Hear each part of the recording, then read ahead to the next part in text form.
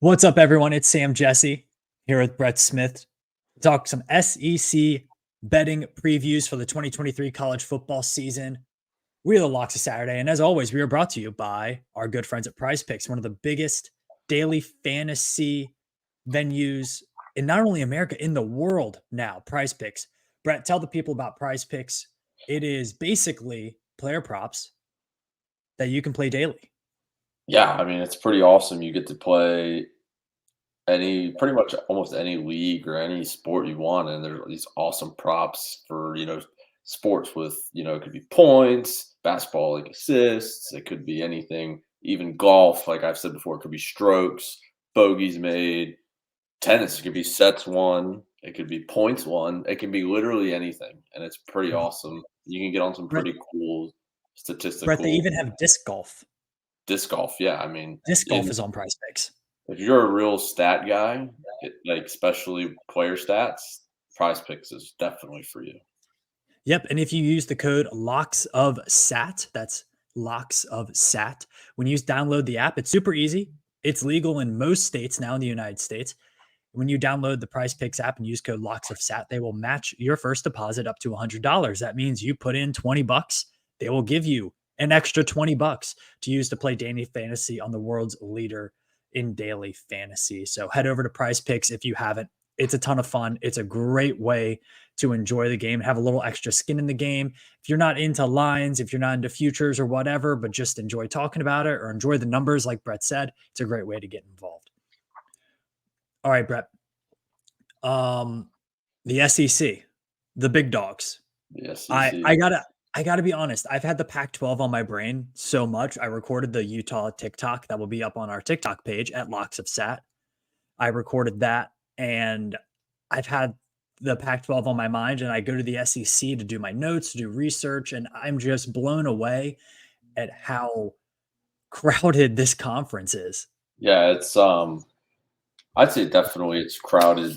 All kind of all there's really, there's the elite four, I'd say the elite three this year teams. And then the rest is kind of then there's like the another eight teams probably that are kind of they could finish anywhere, and then there's like the bottom three. That's kind Yeah, of how I I mean, put it together. you got your big dogs. Literally, you got Georgia. Alabama is still Alabama. No matter what anybody says, they're still Alabama. And I think LSU, of course, is one of the most talented teams in the country. And after that, it's like, is there really a difference between Kentucky and Mississippi State? No, that's Or that's kind of we'll get into it a little more, but I think there's definitely the East. The West is definitely going to be interesting, far more interesting this year in the East. Let's put it that way. yeah, and I It used think to if you're not be looking, the case, but now it is. yeah, and for the purpose of this show, we kind of focus more on who's going to potentially win the SEC championship or the conference championship. And I think for this one, it's I don't want to put the cart ahead of the horse, but it's Georgia, right? Like I mean, yeah, they're they should be it's fair. I mean, Georgia. they should be the favorite. I mean, there's no question about it. I mean, granted, they've lost a lot, but does it really matter for them anymore that they lost a lot? They've gotten to that point. Um, QB, that's the only question. Having a 6-year guy there that everybody rallies behind, that's big in college football. I'd say in NFL, it's not. It's kind of not. It's a little different, but in college football, especially a guy that's been there for 6 years and people respect him just because of his tenure and he's a gamer and all this kind of stuff. That plays a big factor. And there's some other teams that we'll talk about for good or for bad that is going to play a factor for also in this conference. That's going to change a lot of things. Yep. So let's get right into it. We like to start these with the game of the year, the game that we think will make the most impact one way or another in the conference. There is an obvious choice for this one, and then I think there's like a tier two of a lot of really interesting games that I think could determine a lot of teams whether they hit the over or under on their win totals, whether a team makes a bowl game, and just some awesome rivalry games that are pure college football. So, Brett, what do you have as your game of the year? Does the SEC championship count? is that, but I I mean, mean, yeah, yeah, kind of, yeah. Yeah, I mean, There's a honestly, de facto one. yeah, I would say, I mean, that's just a joke because that's obviously always been the deciding factor for how many, quote unquote, say, we'll put it in quotes, how many SEC teams get in the playoff, not who, how many. True. True. That's the deciding factor for the SEC championship. For at first glance, I think definitely LSU, Alabama in the West is the one to watch, especially going Mhm. back to Alabama after LSU. I'll say kind of stunned Alabama last year. LSU was kind of all over the place last year, kind of, but they were a sneaky team, finishing 10-4. But they were kind of like I said, all over the place. Head coach with first year with Brian Kelly and new quarterback Jaden Daniels, who lit it up kind of out of nowhere, coming from Arizona State, which was he didn't have the best numbers, so people were kind of hesitant. But I'll say, yeah, I mean that's the first glance, that's the obvious one for me. And I'll kind of caveat real quick into something else that I'm not going to call a game, I'm going to call a stretch, and that's the stretch the Crimson Tide have to play. It's a pretty like a 4-game stretch. They play at Texas A&M, Arkansas at home, which was probably honestly in terms of fireworks the game of the year last year for the Mhm. SEC was Arkansas Alabama. That was pretty crazy, or Alabama LSU, or those Yep. two. They play Texas A&M, Arkansas, Tennessee, and LSU in 4-game stretch. I'm going to say all of those should be Alabama's game of the years because that stretch right there is what's going to decide their season in my eyes. Yeah, and the last couple years, Texas A&M, they do have a win against Bama, and they've played Bama very close in the last few years. So, Jimbo likes playing against Nick Saban. They always get ready for that game. Arkansas is a really interesting team this year offensively with Rocket Sanders and KJ Jefferson. I think they feel like they have a very explosive offense. Questions on defense, but they have the guys on offense. My personal game of the year, I think the obvious answer is Alabama LSU. But if I had to pick another, Georgia, Tennessee in week 12. Georgia heads to Knoxville. Georgia has a pretty tough stretch of 3 games before that. They'll play Florida in Jacksonville. They play a Missouri team that's going to be really, really good on defense and sneak up on a lot of people. And that's a game that Georgia did not handle very well last year Oh in yeah, Columbia. they snuck up on them last year. Hmm. And then they host Ole Miss, and that's going to be an interesting Ole Miss team that's going to play very fast. And then you travel to Knoxville. Yeah, I'm I just think saying. that's definitely the game that decides obviously the East. I think Mhm. there's no question about that. But we can get to Tennessee later, but I think people are forgetting a few things about that team that this year that are a little different from last year. So Yeah, um, I think if ever there was a team that cannot recreate what they did the year before, it's definitely Tennessee. I think yeah, what it's they did just for last me, it's going to be hard. Like going to Knoxville is a huge factor. I mean, year. especially that game will most likely be at the classic 3:30 slot. Um, so going into the fourth quarter at night in the late November, that's a close game. I mean, no doubt about it. I think that's going to be Georgia's toughest game. But Georgia has a extremely, I would say, pretty favorable schedule overall. I mean, like you said, even though they're tough games, they have them at home. Their away games are at Georgia Tech, Tennessee, Vanderbilt, Auburn. Is that it? Did I read that right? They only play 4 away They have games. they Oh, and have that's road. Florida in the, neutral site, but Yep, and then they play at Georgia Tech. yeah, so 7 home games, if I'm reading that correctly, right? Yeah, that's what happens when you play big boy Yeah, football. yeah, so they have 7 home games, so I think they have and their first SEC game is South Carolina at home, so, Yep. I think they have a fairly favorable schedule this year that, Yeah, according to ESPN FPI, they do have the easiest schedule in the they do have the easiest schedule. yeah, so So I by a pretty significant margin. yeah, Uh, for sure. I think it's Phil Steele's got it ranked 56th, and most of the SEC usually falls between like 10 and 30 usually. yeah, and ESPN's FPI, I think, really overplays the SEC in Yeah. terms of obviously the top end of this conference is the elite of college football, but they ESPN's FPI tends to think that Florida is a top 25 team every year and that Auburn and Ole Miss are top 30 teams every year. So let's, Yeah, I mean, I was reading, break a I little was bit reading about up earlier, and I mean, Mississippi State is projected to finish 7th in the SEC West, but they're projected to make a bowl game. that. Yeah. Well, we'll get to Mississippi State later. So I think you got, I think if there's the two big games, Alabama hosting LSU in week 10, and then Georgia traveling to Tennessee in week 12. Another couple games, like I think the Egg Bowl will be really big to deciding the win-loss of both Mississippi and Mississippi State. And then I also think for Texas A&M and what could be a really pivotal year for Jimbo Fisher, they have an interesting stretch after their bye week. They have a bye week in week 8, and then after that they host South Carolina, travel to Ole Miss, and host Mississippi State. I think those are 3 games that they're going to expect Jimbo Fisher and Texas A&M to win, and I just don't see a world where they win all 3 of those. And Yeah, I that's mean, coming. they have a They have pretty a tough murderer's schedule. row right before that bye week too. Yeah, they have Auburn at home, and it'll be in Auburn.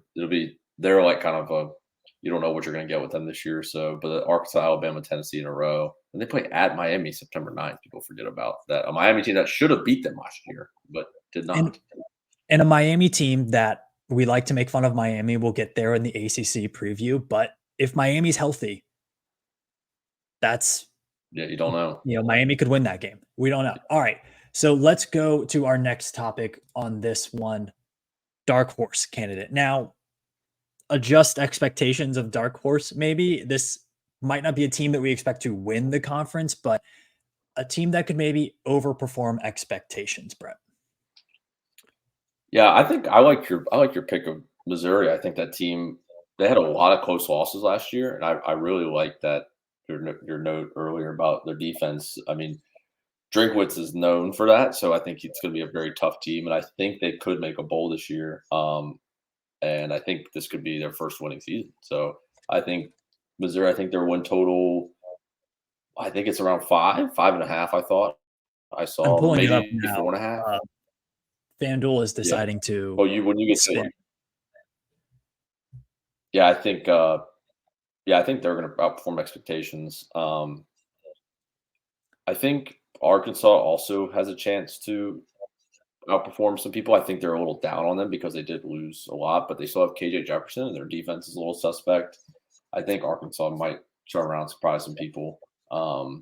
That's another one, not necessarily to win, like you say. They have a pretty favorable schedule as well. Mhm. Western Carroll, especially out of conference, they don't really be a struggling BYU team, Florida International. Um, yeah, I Yeah, they think have a they have really non-conference schedule. yeah, so they have Texas A&M at home. Oh, it'll be in Arlington. That's right. So that'll be pretty wild. And then, Mhm. yeah, so I think they could outperform what people are saying too. But I like the Missouri pick. I agree on both of those. Those are my top 2. So Missouri, their over under on FanDuel right now is set at 6.5. You can get plus odds on over 6.5. I personally like that. Wow. I have them going 7-5. Um, and I think they're another team that they have a really interesting non-conference. Week 3, they host Kansas State. And after that, they host Memphis. I think those are 2 really interesting non-conference games that could kind of be toss-up games. We'll see what we get from Memphis, but A hell of a lot harder than teams in that conference that are a hell of a lot better than them. yeah, exactly. Like you got to take advantage of that. South Dakota's going to be, I mean, that's an FCS team. They should handle that, but South Dakota is a pretty good FCS program as well. Yeah. So that's interesting. But I think if you're just playing value, I like the value of over 6.5 for Missouri. They're going to have one of the best defenses in the conference. They return 9 of 11 defensive starters. Like, I think they could get teams into some low scoring games and make it real difficult. Yeah. And then for Arkansas, again, they're non-conference. Western Carolina, Kent State, and Florida International. Um, I mean, they might as well add FCS Southwest into there. Yeah, seriously. That's what yeah. Uh, and you get Texas A&M on a neutral site, and I love that matchup against Texas A&M, the running game of Arkansas and Rocket Sanders versus a really, really bad Texas A&M run defense. And then you get you know, to end the season, their last 4 games, they include that game against Florida International. They travel to Florida, who should be a mediocre team at best this year. Then they host Auburn and they host Mizzou. So you got to. I do feel good about Arkansas. I don't think they're going to be a great team, but I like over 6.5. I think that for Yeah, both teams, their win total is going to come down to their final game against each other. it very well could. It very well could because I yeah, it could. I mean, Arkansas is a tough first half of the SEC schedule, but second half they could get on a run. Yeah, and I think another team that's gonna maybe surprise some people. I hate saying this. Vanderbilt, their over Yeah, under is 3.5. It's not really good value. FanDuel has the over 3.5 set at -170. Let me check. DraftKings has it at -170 as well. But I mean, they should handle Alabama A&M. They should handle UNLV on the road. Um, that's 2. You only need 2 more. Wake Forest has a lot of question marks. I don't think they win that one at Wake Forest, but they get Kentucky at home, they get Missouri at home, and then they travel to Florida. Florida's a team they beat last year. and Kentucky. Yeah, so they beat both of them last year. Yeah, I mean, they return a lot of players. Their defense is garbage. I mean, horrific on defense. Yeah, But if they get even a slightly bit better, they were 5-7 last year. I think they could go 5-7 this year. yeah. Their over under I think was like 2, maybe, and they Yeah. doubled that 2 or two Oh, and a and they half. also get Hawaii. They have Hawaii in week 0 in Nashville. Oh yeah, that would So be that should be a win. yeah. Although I don't know. The Timmy Chang's run and shoot versus a team that can't defend the pass. That could not bode well. All I'm saying is there's a world where Hawaii has a win over an SEC team and a win over an Pac-12 team by week 2. They, Yeah, they play Vanderbilt and Stanford. It could happen. All that right. would be Any cool. other dark horse contenders? No, I think that cover. I think it's definitely covers it for me at least. All right. Let's go to the bust. Disappointment team, sad team, SEC country. So team whose coach is going to immediately be on the hot seat for next season. Well, I don't think this coach will be on the hot seat, but I think Tennessee. I'm going to go ahead and say I think they're going to underperform what people Ooh. think. I think that's a little bit of a hot take, but I think people for some reason are thinking Joe Milton is going to be Hendon Hooker when he has barely played since his days in Michigan and just wasn't that great. I mean, he was a good bandage last year for the catastrophe that happened to Tennessee after Hendon Hooker. But their defense, I think it's too suspect again to go out and over 400 yards last year a game. They do return 7 guys or 7 or 6 or 7 guys, but I'm not sure that I'm totally bought into the whole Tennessee second in the East. I think that's a stretch. Again, this year, that's what most people are projecting. I think that's just too much. I think they really did have a lightning in a bottle season last year. I mean, Hendon Hooker, obviously near and dear to our hearts. We saw him play a lot. That was a completely different player on Tennessee, and Yeah. I don't know what they brought out in him that I don't know why he struggled with Virginia Tech, but I don't know. I think that they're going to struggle more than people think, just because I think the SEC as a whole this year is going to be better, especially in the middle of the pack, and I consider them in the middle of the pack this year, especially like the top 3 are mine or Georgia, LSU, Alabama, and then I would say Tennessee might be at the top of that list, but I could definitely see them getting beat by several teams beneath them in this conference this year. So that's why I'm a little skeptical, especially with their win totals. I'm seeing like at 9.5, 9. Like I just see this team going 8-4, or worse, to be honest. Yeah, so they're over under set at 9.5, but heavily favoring the under. I don't see this team winning 10 games. And I think they could get Georgia at home because that's how college football works. They're not a better team than That's fair. Georgia. They won't even come close to being a better team than Georgia. Georgia will probably win the national championship by 5 scores again this year. But even with that win against Georgia, like, I I don't just know. think they have a tough stretch with South Carolina, Texas A&M, Alabama, and Kentucky in a row, and they've lost to Kentucky this like several times in the last few years. So I think they beat the Yep. crap out of them last year. But I think, we've talked about Missouri. They have to travel to Missouri. I think that's a tough game. yeah, a Um, sneaky game. It's at home, but before Georgia. yeah, sneaky game. It's at home. Jim Moore Jr. and the Connecticut Huskies. Yep. I mean, I don't think they're going to win, but I think there's a non-conference game that they lose. they're not Texas, losing. San Antonio. Yeah, that's a trap game from hell. At least they're playing them at home, but that's a team that I was in the top 25 for several weeks last year. Brett, it's week 4. I think week 4 will not be a home game at Virginia Tech. So you're going to be, sitting on your couch, you're watching football and you see the scores, you see it on Twitter. They're checking in and they just cannot stop Frank Harris in the Roadrunners offense. Yeah, it's gonna. Yeah, that's definitely a scary Yeah. matchup for a G5 team. But I think that's my stake on Tennessee. I don't think they're a bad team. I'm not saying they're gonna go 5-7 or nothing. I just don't see them all the win totals are 9.5. I just really do not see that. Bringing in Brew McCoy was huge, but Mhm. don't Yeah. see Joe Milton having nearly the season Hendon Hooker had last year. Not even Yeah, close. they're gonna score a million points, but I defensively, they have a lot of questions. I think they're better than their defensive numbers because of the style of play, but They I did I only don't allow like 25 points a game last year, even though they let up like 400 yards. and they had good performances. I mean, they held LSU to 13 points. They held Kentucky to 6 points. They held Georgia to 27, which In the most teams season couldn't do. NFL. Yeah. Yeah, I mean, they held Clemson to 14. Yeah, I mean, they had some skewed They numbers, had I'd some skewed say. moments. Yeah, for why their point total was so low. Yeah, and I mean the game against Tennessee Martin, they barely played a starter the entire game.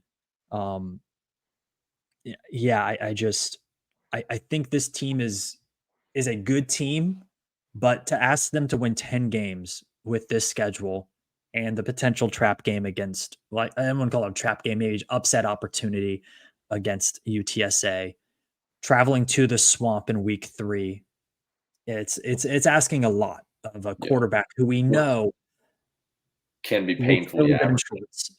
Looks really good in shorts.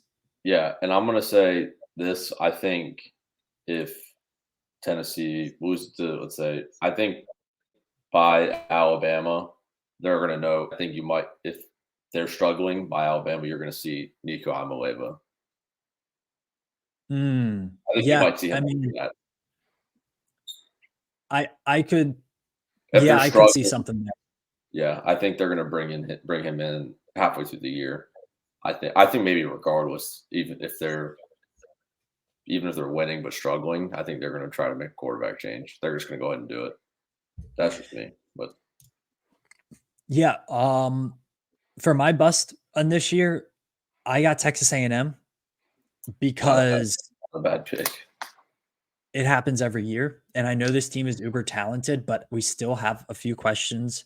Quarterback, they can't defend the run to save their lives, and they have a not easy schedule. That road game against Miami is going to be really tough. I think they lose that one. And then you have a stretch here that you play Arkansas on a neutral site, and I don't like that matchup. Remember, Texas A&M needed like a 99-yard fumble return to win that game last year. Mhm. Then they host Alabama, and then they travel to Tennessee. Five and I seven. think they realistically could be 3-4 heading into the bye week. Yeah, that's a team. That's definitely a program. He will be on the hot seat if they I don't go mean, if they don't win 9 games this year. I think he's seriously on hot water. Brett, hashtag start fracking because we're going to need some oil money for his buyout. Yeah, So there's going to be some prospecting going on in Texas to get his buyout. And I yeah. I mean, think yeah. end the Wegman's not. season. They end the season back here in Death Valley. Mm, I don't know, but I don't see it right now. Their win total is set at 7.5 on FanDuel. Let me pull it up. It might be higher. Yeah, 7.5. Under 7.5 is plus 142 on FanDuel. yeah, I like I that. have them I going think 6-6. I think if you give them, like, let's say you give them the game. I mean, I have them losing to Miami, Arkansas, Alabama, Tennessee, Ole Miss, and LSU. Give them the Ole Miss game, right? they're That's still still good. only, Yeah, yeah. Who the heck knows what Auburn's going to look like? We'll talk about Auburn later, but that's even considering a wins against Auburn, wins against South Carolina, wins against Mississippi State. Yeah. yeah. And the Tough. quarterback's the big problem. That's the problem they've had really since like Johnny Manziel. They haven't had the SEC unless you have like crazy talent on receivers. Alabama's a good example. Well, I mean, having Bryce Young obviously helped, but I'm thinking like more Mac Jones era and some of the other people before him. Connor Wegman and then Max Johnson as his backup is not going to win you a ton of games on their own in the SEC. Only returned one starting skill player on offense, and that is wide receiver Evan Stewart. Good player, Um, but not that good. good player, but and Conor Reckman played well last year when he got in, but this isn't a guy who it's not Johnny Manziel. Like he's not going to take them to the promised land. And Ruben Owens is a really good freshman, 5-star guy, but again, the whole roster is 5-star guys, so who the heck cares? Um, yeah, just a lot of questions for a Their team that's de- supposed to go 8-4 with that schedule. I don't see it happening. their defense will be good. Um, I think but you not just mentioned about stopping the run. They have a couple guys that were true freshmen last year on the line that really struggled, but I mean they're legitimate NFL prospect players, so I think they could Mhm. improve on the line. But I still agree. I think they're under 7.5 this year. Yeah, and they had the 22nd best scoring defense in the country at about 21 points per game, but that does include shutting out Sam Houston State, giving up 9 to Miami, which was a good performance on their part. Um, only gave up 3 points to UMass, so a little bit skewed by a couple games there. But yeah, I think I think something is not working in College Station. There's something about how they prepare for games. There's something about how they run that program that just isn't working right now. And Mhm. so I think whenever that's happening, I don't like to expect them to have a 3-win bump this year with no major influx in transfer portal talent, no major difference in the schedule. If anything, the schedule's harder than it was last year. I don't see it. They did add in Cody Grimes. Don't forget. They did add Tony Grimes. Yeah, they did add Tony Grimes, who That's a will buzzword for Virginia Tech fans that are crazy people, not me. But will not help the run defense. no, Will not help the run defense. Good cover corner, but won't help the run defense. All right, champion. Brett, I'm going to ask you a different question for this one because we kind of know who's should be the champion in the SEC this year. But right now, Georgia is sitting at even odds to win the SEC title. Is that worth the bet? yeah, it's definitely worth probably something on because it's even. I mean, the fact that they're not, favored by a lot, I think says something. Um, for pure value standpoint, I think it's fine. But if we're gonna, I think they will be the SEC champion again. But there's a team that we've kind of touched on that I think could really surprise some people, and with a good coach, even though people hate him, I think the LSU Tigers with an electric quarterback in Jaden Daniels at roughly around plus 500 in most places is some good Mhm. value for them to win the SEC this year. I think they don't play Georgia in the regular season. I think they could easily run the table this year going into the SEC championship and then play at Alabama is the most important game of the year for them.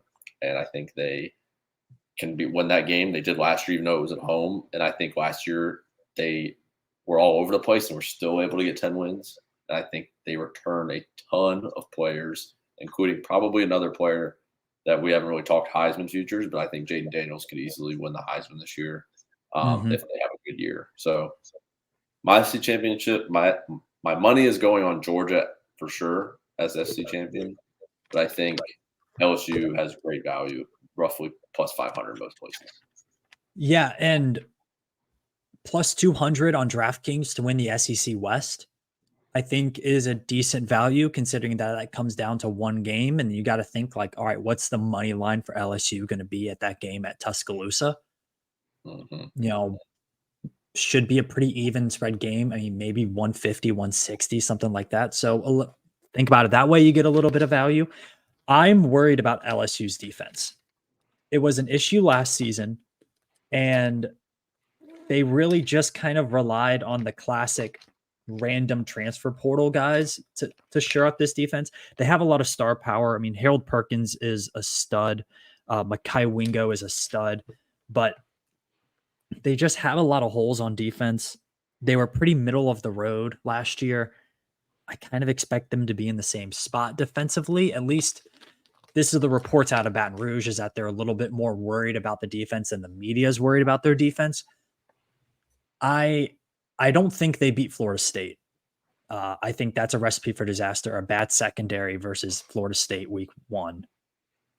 Um, Yeah, that is very true. I think that a lot rides on that game for them. Them losing that yeah, game last year, um, I think which was more surprise was more obviously crazy ending. I mean, that game they could have Mhm. easily won that game, but I think yeah, I think a lot hinges on that too. I think if they win that, I think you're right. I think that could change the perspective of the season. And if they lose it, same thing goes. Yeah, I really like this LSU team. I think they're a very good team. I have them going 9-3. I have losses to Alabama, Florida State, and I think at Ole Miss, just I don't like that defense versus Ole Miss's offense.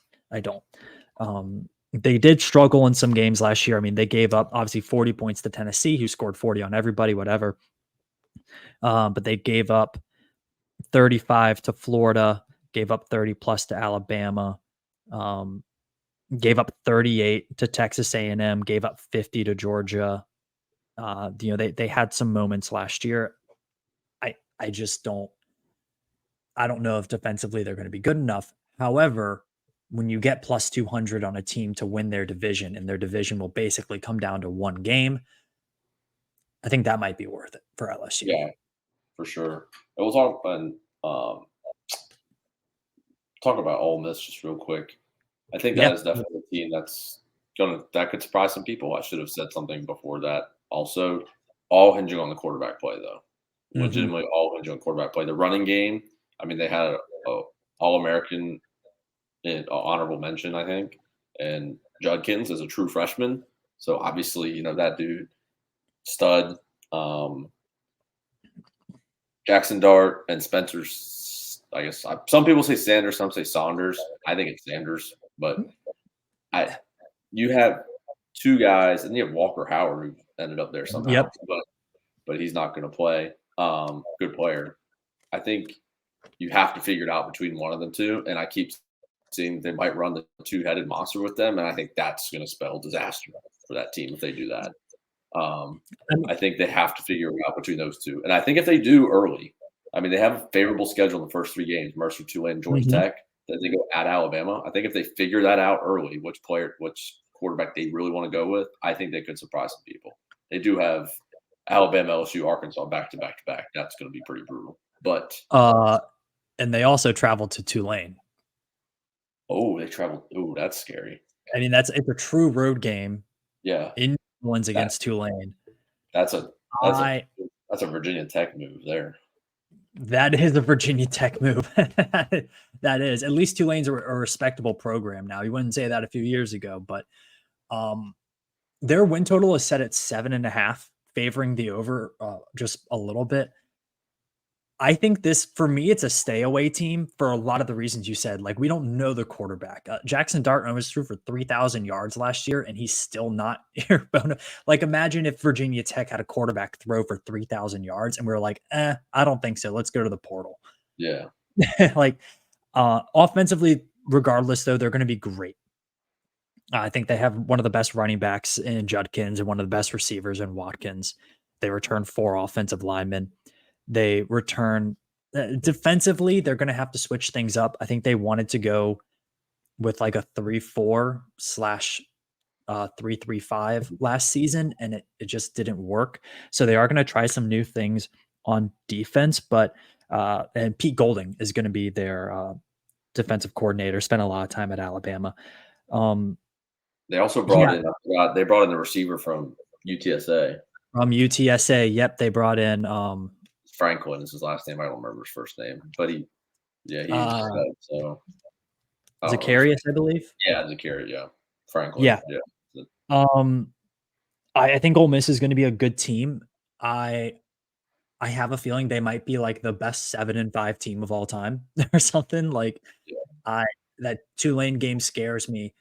Bama, LSU, Arkansas is just a tough stretch. They have to travel to Auburn, and I don't care how bad Auburn is. It's one of the tougher places to play.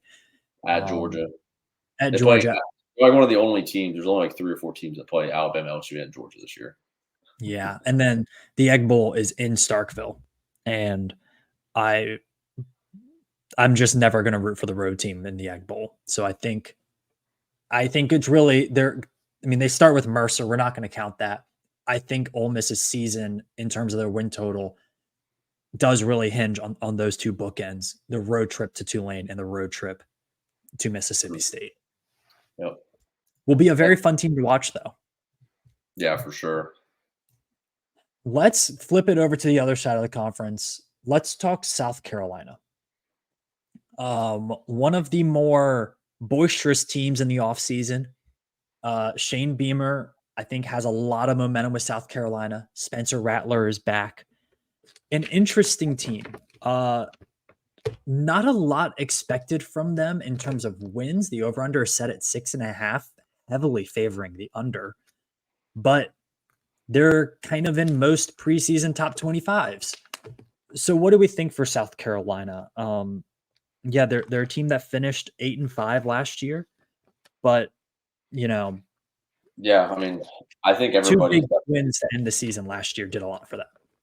yeah, for sure. That's what they're right, and they were 2 very good wins. I'll say, uh, Tennessee, obviously at that point without Hendon Hooker, so that changed the things a little bit for them. I'm not going to say that. I mean, they still put up like 60 on them, so don't know if that would have changed if Hendon Hooker was in the game or not.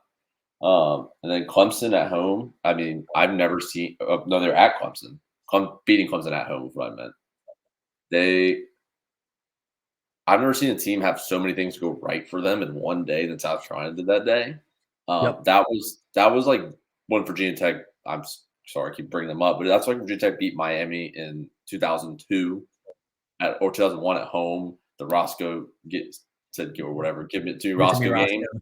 Yeah, Yep. like everything just went right. Block punts. I mean, Shane Beamer, vintage Beamer ball showed up that game also. So it's like block kicks, block punts, fumble recoveries. And that was a Clemson team that I think had hung it up by that point anyway, after Mhm. just kind of a disappointing off and on year again. But again, a win at Clemson, a team they haven't beaten in like 8 years, is still pretty impressive. So Mhm. can't knock them for that. I also I mean, Spencer Rattler, a junior, which is crazy. He's going to be there for 2 more years, Yeah. which is He insane. technically has 2 more years of eligibility. Yeah. He's Yeah, so I technically mean, like a, COVID junior right now. yeah. So that obviously so much hinges on him for that team, and that did the last 2 years, the last 2 games that we just talked about. I mean, he went nuclear, so that was a major factor. Obviously, Antoine Wells coming back is huge. First team at SEC last year, Mhm. also um, projected first team All American this year, I believe. So kind of a lot hinges on those two guys for the offense. Then they bring in that true freshman Nichols Harbor. That was, Mhm. he was top. I think he was the number one recruit or two recruit in the country last year. That they got last minute. So it'll be interesting with this team. I think 6.5. I think is. I honestly thought it was higher than that. I thought that was fairly I low. I kind of expected it to be around 7.5 just Yeah, because of the hype coming into the season, but you look at the schedule and it's like, they start with a neutral game against North Carolina. I think I they think they'll win that blow the game, doors off. To be honest, but it's not a gimme win, right? Like, no, neutral site against Sam Howell's pretty tough, especially they're for look at winning. this defense, but look at this defense. They were a good passing defense last year, 34th in the country in total, but I mean, they let up a lot of points in games last year. The games that they shouldn't, right? I mean, they lost to Missouri. They gave up 20 points to Charlotte, which is dumb. They gave up 44 to Arkansas. Not going to include Georgia in this. That doesn't count. They gave up 30 to Texas A&M, who couldn't do anything. They gave up 23 to Missouri. They gave up 27 to Vanderbilt. They gave up 38 to Florida. Um, they gave up 45 to Notre Dame. So defensively, not great. They only returned one starter in their front seven. And then Yeah, on the offensive side of the ball, they only returned one offensive lineman. yeah. So The trenches are going to be, which is interesting. I'm reading their schedule, and people are having this in the top five as top five hardest schedule in the country. Is it because they're I playing don't at think it's Tennessee and at I Texas think it's A&M? tough this I think it's tough this year, but it's not as tough as it normally is for South Carolina. Yeah, like Um, that's not a top five schedule to me. I mean, they play a ton of home games, and yeah, they obviously, I always think a lot of that is playing the factor of playing North Carolina neutral site. But Mhm. when we get to the ACC, I cannot wait to talk about I mean, yeah, I mean, all of their tough games are on the road, and I think that is what's driving this number. At it. Yeah, Georgia, at Tennessee, at Missouri, at Texas A&M, those are all tough. They do have 4 home games to end the season, yeah, and I mean, I think 3-1 is the minimum in those last 4 games, yeah, for but sure. the way that the schedule ran out for me, I have them starting 3-5, and I don't think I think there's gonna be the honeymoon phase will be over at that point. I think they're going to They'll get one of those away games, though. I don't know which one. I think they're going to get. they could. I mean, Missouri will out of Texas A&M, Tennessee, Georgia. I think they get one. I think they get Tennessee, which kind of goes back to me being Tennessee. I think going to be underperforming Mhm. this year. I think they get Tennessee. Yeah, I think that was one of my, toss-up games for Tennessee. W Yeah, and one of the reasons I'm not taking Tennessee's over at all is because of that game. But yeah, I think South Carolina has way too many question marks, especially in defensive front seven on the offensive line. I don't like that heading into this schedule. yeah, All right, another team that we haven't touched on yet, Mississippi State. Obviously, tragic passing of Coach Leach in the offseason has left a lot of question marks, but I think you can get some great value with Mississippi State over under a set, like a lot of SEC teams at 6.5. And they're heavily, heavily favoring the under. And I think there's a really good opportunity to catch a team that returns a lot of players. They've returned one of the best quarterbacks in the conference. yep, And they also get some good games at home in a really tough place to play in Starkville. So they return a lot of guys on the defensive front seven and on the offensive line. Of course, they have Will Rogers and Jaquavius Marks back in the backfield. This is a team that was pretty good on defense last season, returns a lot of their key pieces. And we talked about the Egg Bowl. They get that at home. A non-conference slate, I think they should handle that. They have Southeast Louisiana, Arizona, Western Michigan, and Southern Miss. All of those games are at home. They get Kentucky at home. They get Alabama at home, although they always suck against Alabama, and they get LSU at home. I don't even think you need them to win any of those games in order to get to where they need to get over 6.5. I have yeah. them at seven They're and a not going half. to win. don't think they're going to win 9 like they did last year, but I think they can get over 6 No, but I mean, I have them at 7. I have them at 7-5, and that's including losses to Kentucky and Auburn.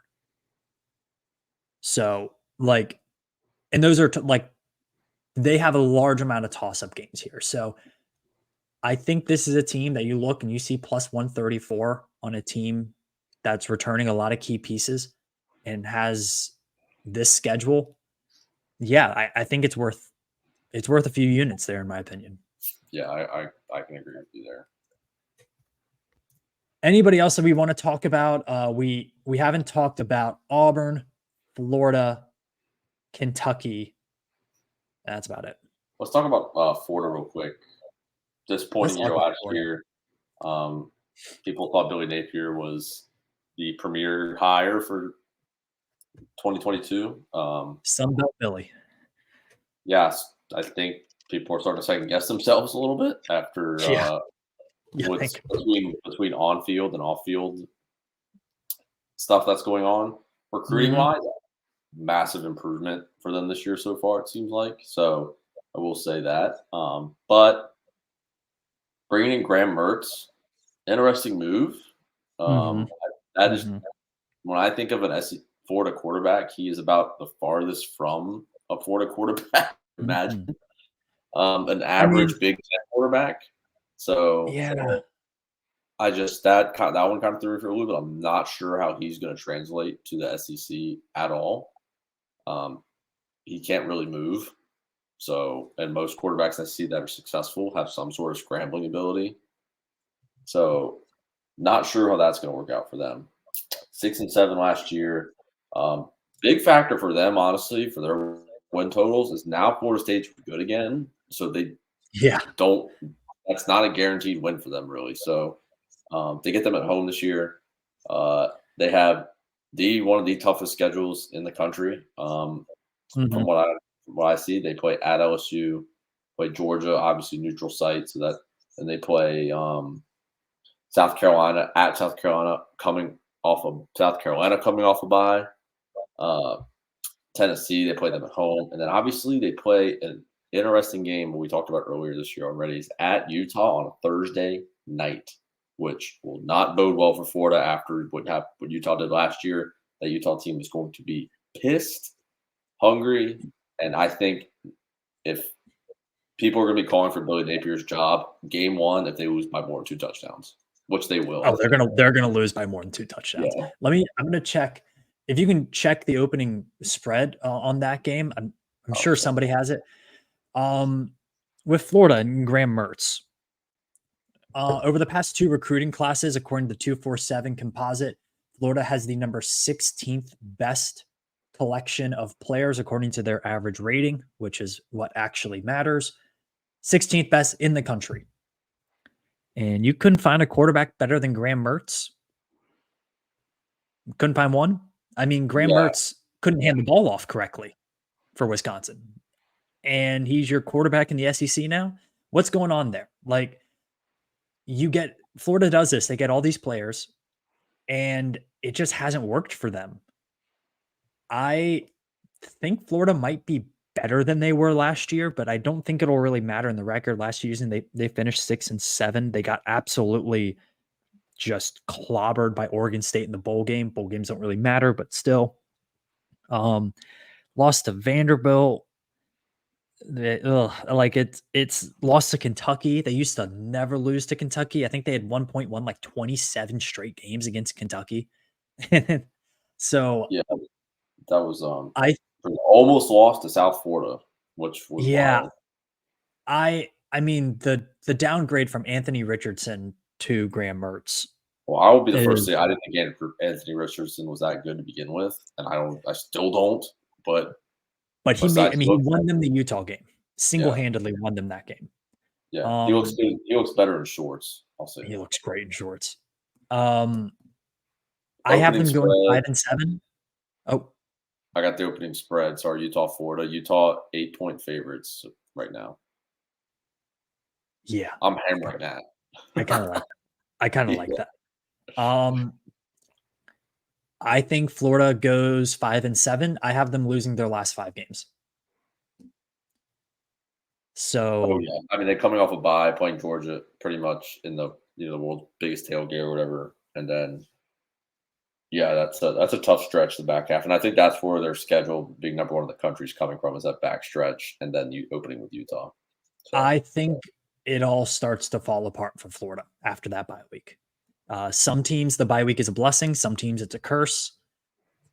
I think I have them. Yeah, I have them 5-2 heading into that bye week, and then I think the wheels fall off. I think Billy Napier, they have some questions. They've made a lot of investments to recruiting, and I think that might be the only thing that saves his job yeah, because I just don't see it for Florida right now. It yeah, it's going to be tough. Defensively, they should be better though. They brought in a lot of pieces on defense. hmm They should be better on defense. They had defense that was pretty poor last year. I mean, to finish 6-7 and have a +10 turnover margin, how do you do that? How do Anthony you Richardson. I'm telling you, he wasn't that good. People like I don't know why he was drafted so how do you high. do that? Oh man. All right, let's talk Auburn because and it's a bummer Ed's not here to talk Auburn. He loves talking Tigers. What the heck? What are we supposed to do with Auburn this year? They have No more idea. But turnover yeah, than any team in the country. yeah, They no idea what's absolutely going to happen. raked in the transfer portal. Yeah, no idea what's going to happen with them. But their quarterback is absolutely awful. So, Yeah. and then Peyton Thorne coming in out of nowhere. Honestly, like entered like the last day of the spring portal, Mhm. which was kind of crazy. So, Robbie Ashford, TJ having to go between watching Auburn last year go between TJ Finley and Robbie Ashford last year. I think I think Virginia Tech's had better quarterbacks combos than that. Yeah. Like that was brutal to watch. I think Peyton Thorne will be the starter by the end of the year, but I think his again deer and headlights going to be for him too in the SEC because Robbie Ashford's just not the answer, and I think most Auburn people are going to say the same thing. Um, um, but defense, they brought in like 5 people from the portal or something, or 6. So Yeah, I mean, they're doing it right, just getting the defense straight and just hoping to God that they can try to score the football a little bit.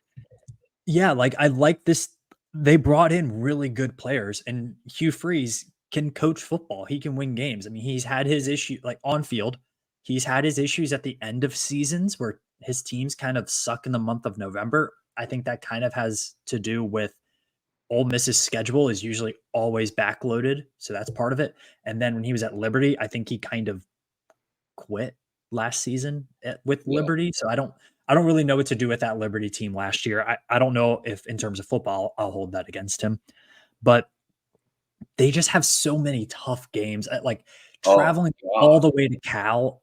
Cal is not a very good team. I have them going 5-7 in the Pac-12, but that's a maybe the longest road trip you could realistically make in college football. One of the 4 teams that plays Georgia, LSU, and Alabama. So And I'm giving him that win against Cal. I'm giving them a win against Ole Miss, giving them a win against Mississippi State, and I and still UMass. Yeah. and I'm I love Jerry Kill and Diego Pavia and the New Mexico State Aggies. I'm even giving them a win against New Mexico State, which is very brave of me. Uh, I don't see this team winning more than 6 games. I don't think that has anything to do with whether I think Hugh Freeze is a good coach or not. Yeah, I I just just think this season it's I don't see it even with the guys that they brought in. well, it's just the quarterback play is just going to be awful. I think Peyton Thorne. I think they'll give him a shot towards the end of the year once they realize Robbie Ashford is quite literally not the answer. So Yeah, I think it's gonna be tough sledding for Auburn. It is definitely an uphill battle still. And the last team that we haven't talked about much is Kentucky. They bring in Devin Leary. They do have some good offensive pieces. Tavion Robinson is still playing college football, so he is there for Kentucky. Their offensive line is egregiously bad. It should be a little bit better, but one, I which don't is trust weird Devin because Leary to usually yeah. I don't yeah. trust Devin Leary to be healthy for an entire year. And I also don't trust this defense to be good enough to carry the offense. I think they're going to be a very solid defense. I think they have a lot of good pieces in their defense, but in terms of being lights out again, creating turnovers like they did last year. I don't see it. So I have Kentucky at 7-5. They have a very favorable non-conference schedule. I think their win total will come down to their game at Louisville to end the year. Yep, I agree there. Leary, people again last year thought he was some God's gift out of nowhere. Granted, got hurt, so you didn't get to see the back half of the year really. But the first half of the year, there was really nothing special to see. So brought in Ray Davis from Vandy though, who was like the #1 rusher in the country last year. So Mhm. that was pretty good. Yeah, no, they have Ray Davis, a good player. Jordan Dingle's a good tight end. We talked about Tavion Robinson has been proven since he was at Virginia Tech is a really good wide receiver. They're going to be a good defensive team, but I just don't think their talent level is high enough to be able to handle a schedule that includes a talented South Carolina team on the road, a talented Louisville team on the road, a tough game at Mississippi State, Tennessee, Alabama, at Georgia. Yeah, That's tough. I completely That's agree. tough. That's tough. All right. That'll do it for our 2023 SEC betting preview. Really fun to talk about this team. This is an interesting conference just because it's so congealed together in one spot. There's not really tiers like there are for other conferences. So should be an interesting year. Hit us up on TikTok at Locks of Sat and also on Twitter at Locks of Saturday on Twitter, or excuse me, at Locks of Saturday on both Twitter and on TikTok. And remember, code Locks of Sat on Prize Picks. Ed will have his picks. Ed's not here right now. Dom's not here right now. So Brett, you're the only person who can sign us off. I had on my notes, have Ed sign us off, and Ed's not here. Whoops. Go Hokies. Go Hokies.